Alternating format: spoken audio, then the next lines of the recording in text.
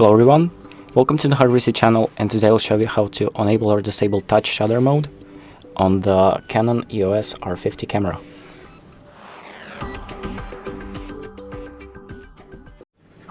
So the first thing that we're going to do is click on the menu button to open up settings, and then we're going to use these buttons to navigate through our menu, and then we're going to go to this camera section and then subsection number 3, and then we're going to select the touch shutter option and then click on set to select it, and here you can enable or disable this option. So once you've enabled it or disabled it, you can just exit out of the settings and it will be automatically applied. And that's about it. Thank you for watching.